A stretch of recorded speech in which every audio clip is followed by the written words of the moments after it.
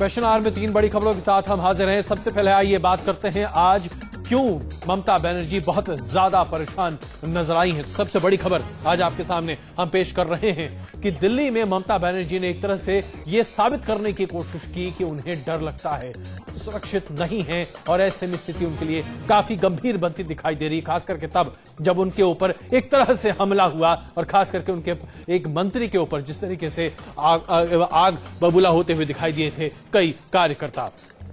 इसके साथ साथ ममता बनर्जी ने यह एक चुनौती भी दी कि अगर एक व्यक्ति खड़ा किया जाता है जो उनके विरोध में यहां पर खड़ा होता है, यानी कि दिल्ली में खड़ा होता है, तो 10 लाख लोगों को वो खड़ा कर सकती हैं पश्चिम बंगाल में जो मुंहतोड़ जवाब दे सकते हैं। यानी कि ममता बनर्जी के तेवर नरम नहीं पड़े थे। और तीसरी बड़ी खबर जो आपके सामने हम पेश करने जा रहे हैं, इस पूरे मामले में सुदीप्तो जो कि इस लड़के का प्रदर्शन के वक्त इसकी मृत्यु हुई थी, उसके बाद माना गया कि एक हत्या है। इस पूरे मामले पर जो राजनीति हो रही है वो दरअसल अपने आप में कहां और कितनी बड़ी है, इस पर करेंगे चर्चा। तो 3 बड़ी खबरें आपके सामने पेश करते हैं, लेकिन सबसे पहले बात करते हैं ममता बनर्जी की। दिल्ली में ममता बनर्जी और टीएमसी के नेता अमित मित्रा के साथ हुई धक्का मुक्की के बाद यह मामला और ज्यादा बढ़ता हुआ दिखाई दे रहा है। ममता बनर्जी ने इस कांड के लिए दिल्ली पुलिस की लापरवाही को जिम्मेदार ठहराया है। वहीं पश्चिम बंगाल के राज्यपाल ने इसे एक सोची समझी साजिश करार दिया है।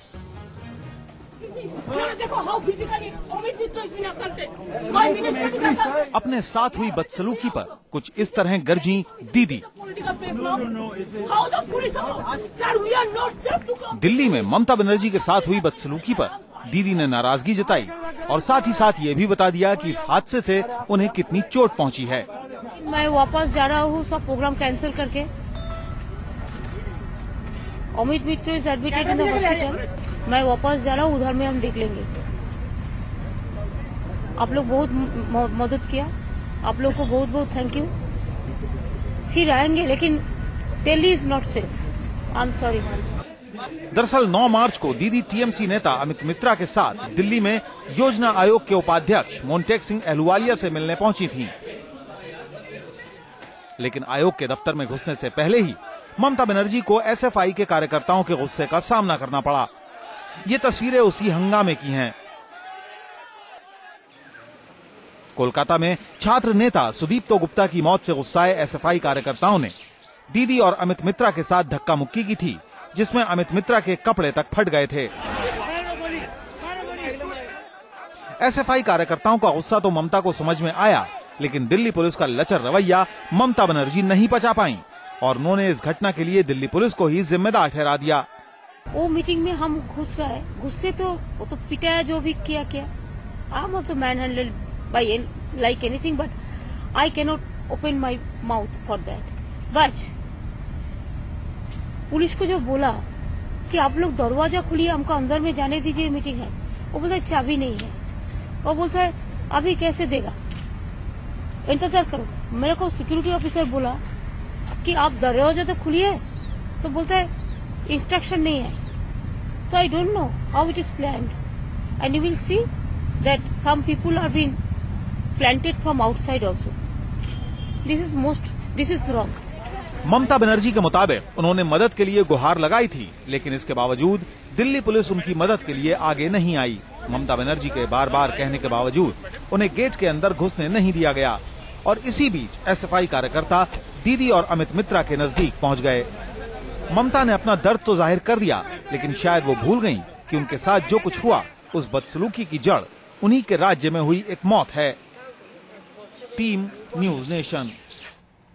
इसके साथ ही एक और बात हुई, अपने साथ हुई बदतमीजी से ममता बनर्जी बड़ी नाराज रहीं। एक के बाद एक उन्होंने अपनी बातों को सामने रखने की पुरजोर कोशिश की, दिल्ली पुलिस को सवालों के घेरे में खड़ा भी किया, लेकिन शाम होते होते ममता बनर्जी की तबीयत खराब हो गई और इस वजह से उन्हें अस्पताल में भर्ती करना पड़ा। आखिर क्या हो गया है दीदी को? ये वो सवाल है जो हर किसी के जहन में उठ रहा है। दिन में दिल्ली पुलिस और उनसे बदसलूकी करने वाले लोगों पर गरजती दिखी Mamata Banerjee. Delhi is not safe. I am sorry. Kolkata पहुंचते ही अस्पताल में भर्ती हो गईं। हो सकता है कि दीदी को तबीयत कुछ नासाज लगी हो, लेकिन कहने वाले तो ये भी कहने से बाज नहीं आ रहे हैं कि ये ममता बनर्जी का एक और ड्रामा है और ममता के लिए कही जा रही इन बातों की बिना है खुद दीदी का ही एक बयान। मैं वापस जा रहा हूँ सब प्रोग्राम कैंसिल करके। Amit Mitra is admitted in the hospital और मेरे को भी थोड़ा कल पूरा होल नाइट ऑक्सीजन दिया मैं घर में, क्यों मैं हॉस्पिटल जाना पसंद नहीं करता। गौर से सुनिए, अस्पताल में भर्ती होने से कुछ घंटे पहले ही क्या कह रही थी दीदी। दिल्ली में मीडिया से रूबरू होते वक्त ममता बनर्जी ने कहा था कि उन्हें अस्पताल जाना पसंद नहीं और इसी वजह से धक्का मुक्की वाली घटना के बाद उन्हें घर पर ही ऑक्सीजन दी गई। तो फिर ममता बनर्जी अस्पताल क्यों गई? क्या सही में दीदी की तबीयत खराब हो गई या फिर लोगों की सहानुभूति जुटाने के लिए दीदी ने ये अस्पताल यात्रा की? कोलकाता के अस्पताल में दीदी का इलाज करने वाले डॉक्टर्स के मुताबिक उनकी कमर और गर्दन में दर्द था और थोड़ा सा ब्लड प्रेशर लो था। She has been complaining of pain all over the body, particularly over the neck, over the back and the knee joint. She is also complaining of palpitations and breathlessness. This is the main problem. तो क्या इतनी सी दिक्कत दीदी के लिए इतनी बड़ी हो गई कि हमेशा अस्पताल से कतराने वाली दीदी सीधे डॉक्टर के दरवाजे पर पहुंच गईं? पहले दिल्ली में दीदी के साथ बदसलूकी होती है, दूसरे दिन उनके समर्थक विपक्षी पार्टी को निशाना बनाते हैं, फिर दीदी अस्पताल का बिस्तर पकड़ लेती है। सवाल ये है कि क्या ये कोई नया स्टंट है? Team news nation. तो इस तरह के तमाम सवाल हैं जो विपक्षी पार्टियां खास करके उठा रही हैं और ये सवाल दबी छिपी जबान में कहे जा रहे हैं। सामने आकर कोई इस तरह की बात वैसे कहता हुआ दिखाई नहीं दे रहा है, लेकिन हमने इन तमाम सवालों का आपके सामने पेश जरूर कर दिया है। और इस वक्त हमारे साथ तमाम हमारा वरिष्ठ पैनल मौजूद है। सुल्तान अहमद जी हमारे साथ मौजूद हैं, अखिलेश प्रताप सिंह जी हमारे साथ मौजूद हैं, अमरजीत कौर जी हमारे साथ स्टूडियो में मौजूद हैं और कुछ ही देर में तरुण गांगुली जी भी हमारे साथ जुड़ने वाले हैं। सुल्तान अहमद जी, ममता बनर्जी ने आज साफ तौर पर कह दिया कि दिल्ली सुरक्षित नहीं है। दिल्ली पुलिस की निष्पक्षता पर भी सवाल उठाए और उनकी तबीयत काफी नासाज भी हो गई। क्या आपको लगता है वाकई में कि दिल्ली सुरक्षित नहीं है? आपको लगता है कि ये पहले से एक सुनियोजित साजिश थी जिसका शिकार ममता बनर्जी बन गई? कल जो योजना कमीशन के सामने जो घटना घटी है, एक मुख्यमंत्री योजना कमीशन जाती हैं, योजना कमीशन के वाइस चेयरमैन से मिलने के लिए, उनके साथ तीन उनके कैबिनेट के मंत्रीगण होते हैं जी, और वहां पहले से आप एसएफआई के कार्यकर्ता कह रहे हैं। एसएफआई के वो कार्यकर्ता कोई नहीं, मैं चैलेंज आपको कह रहा हूं, ये सब हुडलम्स है सीपीएम के। 35 साल 40 साल के लोग कल लाठी और डंडा लिए हुए, वो लग नहीं रहे थे कि वो लोग छात्र हैं। किस स्कूल के छात्र हैं, किस कॉलेज के छात्र हैं, किस यूनिवर्सिटी के छात्र हैं, आप एसएफआई और सीपीएम के लीडरों से पूछें। वो तमाम टीवी के फुटेज आपको बताएगा। They are hooligans, they are criminals, they are goondas of CPIM जी। उन लोगों ने प्री प्लान तरीके से कल ममता बनर्जी पे हमला किया है जी। और आप हमला होने के बाद अमित मित्रा आज अस्पताल में है और आप ये कह रहे हैं कि ममता बनर्जी ड्रामा कर रही हैं अस्पताल में भर्ती होकर के।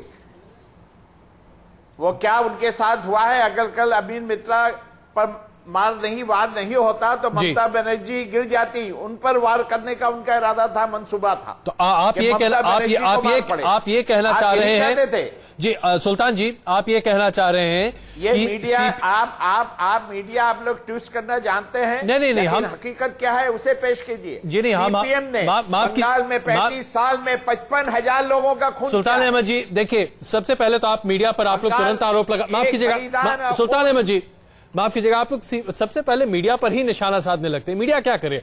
जो बातें कही हमने सामने रख दी। आप किसी ने नहीं कहा कि ममता बनर्जी नाटक कह रही हैं। आपने अपने इसमें कह दिया ममता बनर्जी नाटक करके वो अस्पताल में भर्ती हुई है। मैं कैसे मानूं? जी नहीं, हमने औरत पे हमला होता है, 50 लोग उन्हें। माफ कीजिएगा सुल्तान अहमद जी, हमने ये कहीं आप दिखा रहे हैं गेट से। माफ कीजिएगा सुल्तान अहमद जी, आपका ये आरोप कैबिनेट मिनिस्टर को मारा जाता है और आप कहते हैं। माफ कीजिएगा सुल्तान अहमद जी, शर्म आनी चाहिए एक महिला।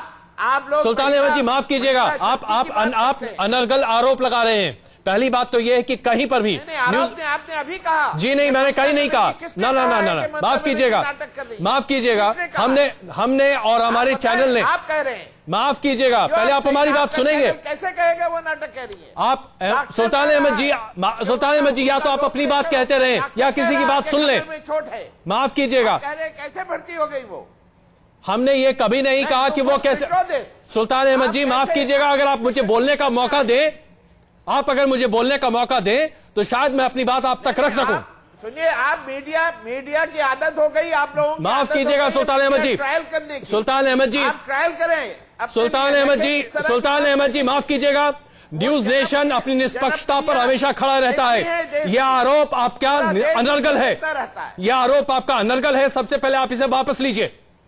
हम आपसे गुजारिश करना चाहेंगे, आप इस आरोप को वापस लीजिए। आप वापस लीजिए। जी नहीं, गलत बात है, ये गलत बात है। आप वापस लीजिए। जी नहीं, हमने कोई आरोप नहीं लगाया। जी नहीं, माफ कीजिएगा। आपने कहा जी नहीं, ममता बनर्जी नाटक। जी नहीं, हमने नहीं कहा। आप चाहें तो टेप देख सकते हैं। जी नहीं, जी नहीं, अपने मुंह से क्यों कहा ये? हमने कहीं कुछ नहीं कहा है। हमने कहा कि ऐसी बातें दबी छिपी। माफ कीजिएगा, माफ कीजिएगा। जी नहीं, ये लगता है क्या आप अमरजीत कौर जी, आप यहाँ पर अभी सुनिए। आप सुल्तान अहमद जी सुनिए आप प्लीज। सुल्तान जी आप बहस नहीं चाहते। सुल्तान जी लगता है आप बहस नहीं चाहते हैं। ये कह रहे हैं कि वो नाटक कर रही है। नहीं, देखिए मेरी बात सुनिए।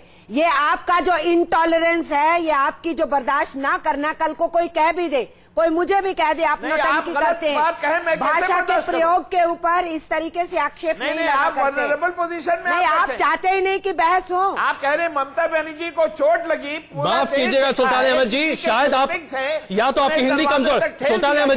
सुल्तान अहमद जी अगर आप सुन सकते हैं, या तो आपकी हिंदी कमजोर है या आपने इस बात को सुना नहीं। हमने अपने चैनल पर साफ तौर पर कहा कि उन्हें ऑक्सीजन दिया गया, ऐसा उन्होंने खुद कहा। हमने यह कहा कि उनकी तबीयत खराब है, उन्हें अस्पताल में भर्ती किया गया है। हमने कभी नहीं कहा कि ऐसी बातें न्यूज नेशन की तरफ से कही जा रही हैं। आप कृपया करके इस चीज को इस तरीके से गलत तरीके से पेश न करें।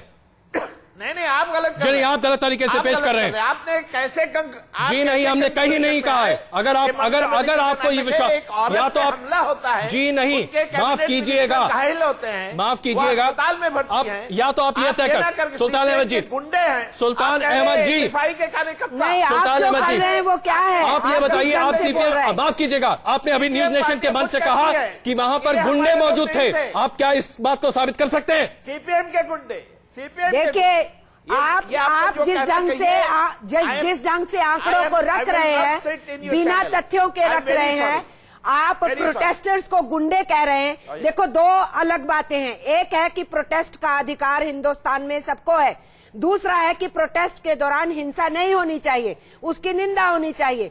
वो चाहे बंगाल में उसके बदले में अब की जा रही है, या उस घटना से पहले बंगाल में उस नौजवान बच्चे की मौत हुई है, उसको हम क्या कहेंगे? अमरजीत जी माफ कीजिएगा, मैं आपको बीच में रोकना चाहूंगा। अभी जो आप ये खाली कुर्सी देख रहे हैं, ये टीएमसी के सुल्तान अहमद जी हैं, जिन्होंने अनर्गल आरोप लगाकर न्यूज नेशन के इस मंच को छोड़ना पसंद किया, क्योंकि उन्हें इस बात पर आपत्ति थी कि दबी छिपी जबान में शायद ऐसा कहा जा रहा था। और यही बात न्यूज नेशन ने सामने रखी कि हां, ऐसी बातें कही जा रही हैं। न्यूज नेशन ने कभी भी यह नहीं कहा कि ममता बनर्जी की तबीयत अन्यथा खराब हुई है। हमने सिर्फ ये कहा कि उनकी तबीयत खराब हुई, उन्हें अस्पताल में भर्ती किया गया। लोगों ने इसका एक अलग मायने निकालने की कोशिश की और यही बात हमने सामने रखी। खैर अखिलेश जी, आप हमारे साथ अभी मौजूद हैं। कांग्रेस पार्टी के तमाम वरिष्ठ नेताओं ने इस पूरे मामले पर अफसोस भी जाहिर किया है, लेकिन यह बताइए कि जिस तरीके से ममता बनर्जी नाराज होकर कोलकाता पहुंची और उनकी तबीयत भी खराब हुई, क्या आपको लगता नहीं है इस पर कुछ कार्रवाई करनी चाहिए, सोच होनी चाहिए? नहीं, देखिए, जो ममता जी के साथ हुआ उसकी तो जितनी निंदा करें कम है। किसी को भी विरोध करने का अधिकार है, लेकिन इसका मतलब नहीं कि आप एक विरोध के साथ साथ लोगों का धक्का मुक्की और मार पिटाई करने लगे। ये कभी बर्दाश्त नहीं किया जाना चाहिए और न किया जाएगा। दिल्ली पुलिस, हम उम्मीद करते हैं कि बहुत सख्त से सख्त, जल्द से जल्द उस पर कार्रवाई करेगी। दूसरी बात, ममता जी ने जो कहा कि दिल्ली इज नॉट सेफ, ये भी ठीक नहीं है। ऐसा नहीं है। निश्चित रूप से आपके साथ जो दुर्व्यवहार हुआ वो नाजायज है, लेकिन इससे ये नहीं मान लेना चाहिए, ऐसा बयान एक जिम्मेदार व्यक्ति को नहीं देना चाहिए कि चीफ मिनिस्टर को कि दिल्ली इज नॉट सेफ। ये भी एक अलग बात है, चूंकि ये बंगाल की दोनों दलों की अपनी रार है, रार जिसको हम लोग पश्चिम पूर्व में बोलते हैं, वो दिल्ली में दिखी। तो वहां पे दोनों लोगों की जो पॉलिटिकल लड़ाई है वहां पे दिखी। अब ये बात अलग है कि उन लोगों को आपको प्रदर्शन करके तख्ती पे अपनी बात रख के दूर से डिस्टेंस बना के अपनी बात को कहना चाहिए, लेकिन आप किसी मिनिस्टर को धक्का दें, चीफ मिनिस्टर के साथ मैन हैंडलिंग करें, ये किसने अधिकार दिया है? ये किसने अधिकार दिया है? वो ममता बनर्जी हैं, वो बिना सिक्योरिटी चलती हैं। अभी उनके पास ब्लैक कैट कमांडो होते तो मार के राइट टाइम कर दिए होते। जो इसका नाजायज फायदा नहीं किसी को उठाना चाहिए, ये कतई गलत है। आपको अपना विरोध करना है तो आपको करना चाहिए, तो विरोध दूर खड़े होकर के कहिए, वो भी न्यूज बनती, वो भी आपकी बात सुनी जाती। आपका मकसद है कि आपकी बात जनता तक जाए, जनता तक जाने के और तरीके हैं, लेकिन लोकतंत्र में झगड़ा करना और किसी के साथ मैनेज नहीं करना, ये कतई बर्दाश्त नहीं किया जाना चाहिए। बिल्कुल। अमरजीत कौर जी,